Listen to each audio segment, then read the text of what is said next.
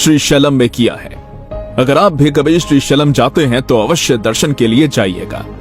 अब मराठा सेना श्रीशैलम से आगे बढ़कर कृष्णा नदी को पार करते हुए तिरुपति गई और तिरुपति के रास्ते गुजर ही रही थी, तभी शिवाजी महाराज को एक बहुत ही सुंदर गांव दिखाई दिया जिसका नाम था तिरुवन्नमलई।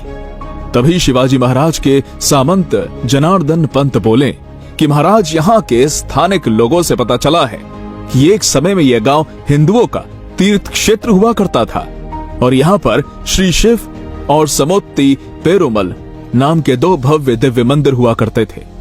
फिर शिवाजी महाराज ने सवाल पूछा, फिर आगे इन मंदिरों का हुआ क्या?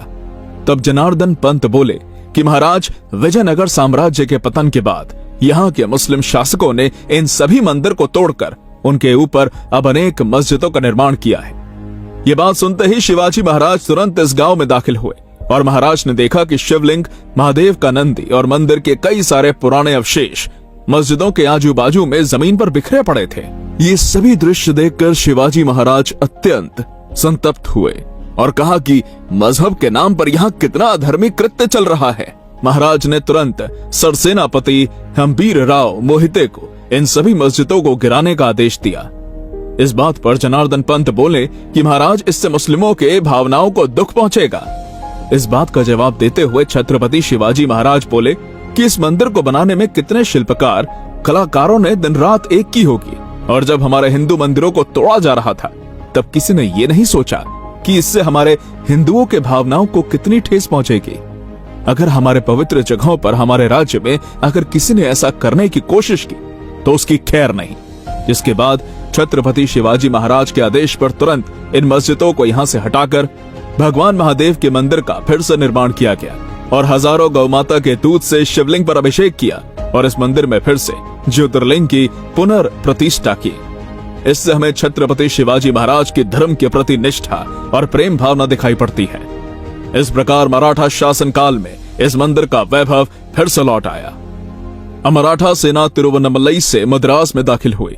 मद्रास यानी आज के तमिलनाडु का चेन्नई शहर।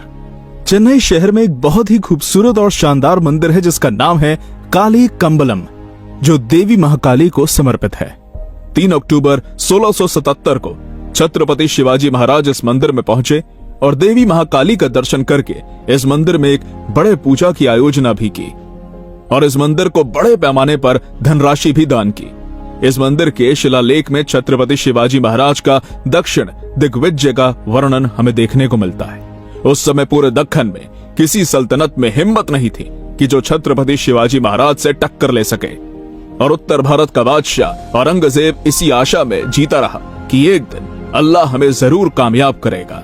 पर मराठों के हाथों बार बार पराजय होने के दुख में औरंगजेब की मृत्यु हो गई और हिंदुस्तान को काबीज करने का सपना ही रह गया।